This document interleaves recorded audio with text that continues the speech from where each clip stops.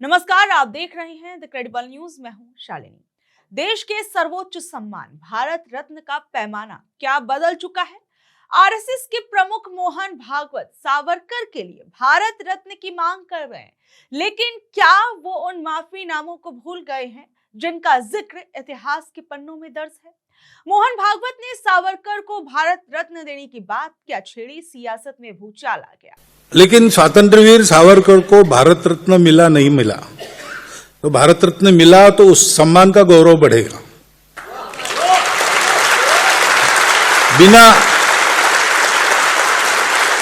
बिना उस सम्मान के ही वो लाखों करोड़ों हृदयों के सम्राट बने हैं।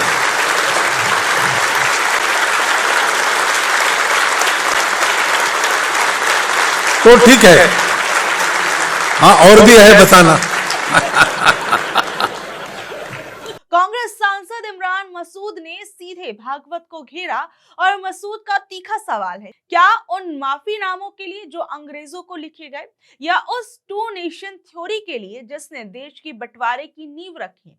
भागवत जी क्या एक माफी मांगने वाले को उस कतार में खड़ा कर सकते हैं जहां बाबा साहेब और कलाम साहब खड़े हैं? ये बात इमरान मसूद ने कही। की ओर से वीर सावरकर को लेकर भारत रत्न देने की एक तरह से पैरवी की गई है। ये भी कहा गया कि मैं उस कमेटी का हिस्सा नहीं हूं, लेकिन यदि मुझे कोई मिलता है उस कमेटी का तो मैं जरूर पूछूंगा कि इसमें देरी क्यों लग रही है, किस बात के लिए दिया जाएगा। मुझे तो ये था कि भारत रत्न जो है बहुत बड़ा सम्मान है।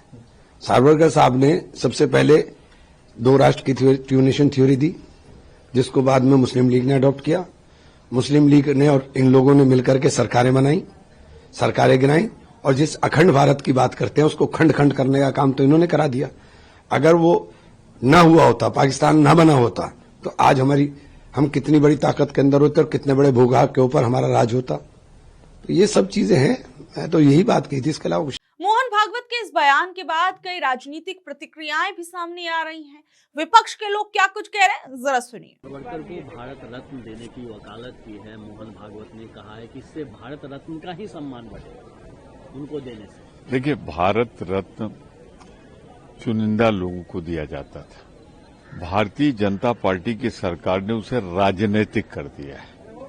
जहां चुनाव होता है, अब लिस्ट निकाल के देखें, पद्म अवार्ड उधरी चले जाते हैं, तो एक तरह मिला के इसका राजनीतिकीकरण हो गया है। ये ठीक नहीं है। जहां तक सावरकर साहब का है, हो सकता है उनके मानने और जानने वाले आरएसएस के लोग हों, लेकिन बहुत से लोग आलोचना भी करते हैं। तो मैं इस विवाद में न पड़ते हुए इतना कहना चाहता हूं कि ये उनके विचार है, हमारे नहीं। भारत रत्न का जो अवार्ड है उसका सम्मान बढ़ेगा। इतनी गलत बात की है उनको मैं ये कहूंगा कि मोहन भागवत जी, मैं आपका आदर करता हूं। आप 6 सोनेरी पाने करके उन्होंने जो बुक लिखा है वो पढ़िए। शिवाजी महाराज के बारे में भी उन्होंने गलत कहा है। शिवाजी महाराज ने कल्याण के सूबेदार की औरत को दरबार से वापस किया, इसके बारे में उन्होंने कहा वो सद्गुण विकृति है शिवाजी महाराज की। यानी शिवाजी महाराज के बारे में भी उन्होंने गलत बात की है।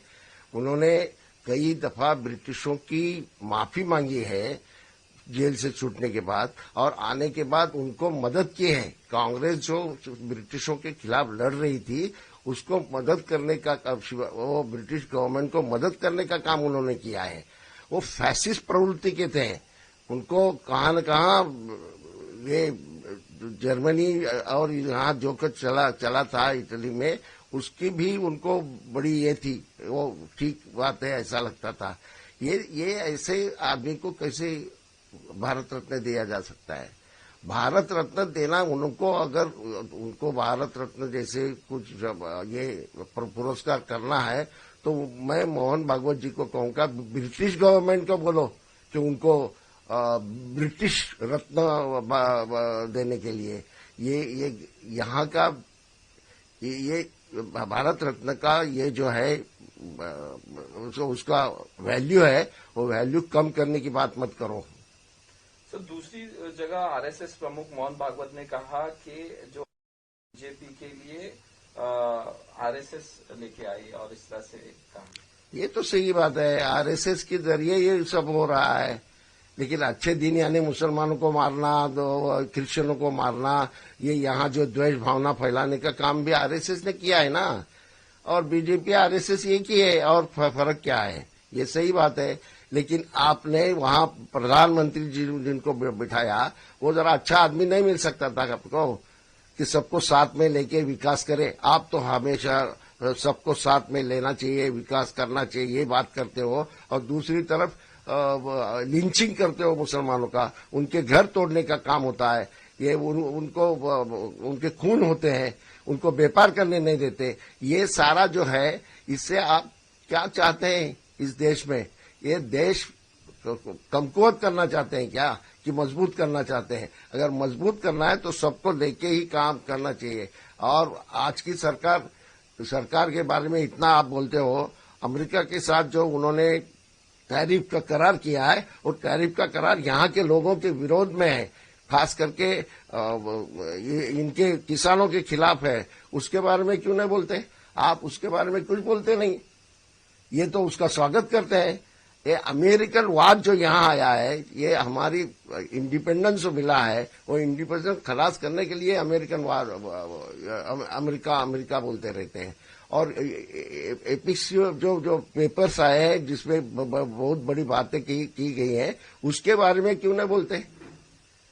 जो बोलना है बोलिए ना, आज के हालात के ऊपर बोलिए। लोगों के हालात कितनी खराब हो गई है, लोग गरीब होते जा रहा है, और कुछ लोग ये अमीर बड़े पैमाने पर हो रहे हैं। कुछ लोगों का ही ये सरकार उनको मदद कर रही है, उनको बड़े पैमाने पे हजारों करोड़ रुपए पैसे दे रही है। अनिल इनका भी अभी नाम आया है, अनिल अंबानी का भी नाम आया है। उसके बारे में क्यों नहीं बोलते आप? अगर आपकी वजह से सरकार चलता है तो उनको ये क्यों नहीं बातें आप बताते हैं कि यहाँ के लोगों के बारे में कुछ सोचो?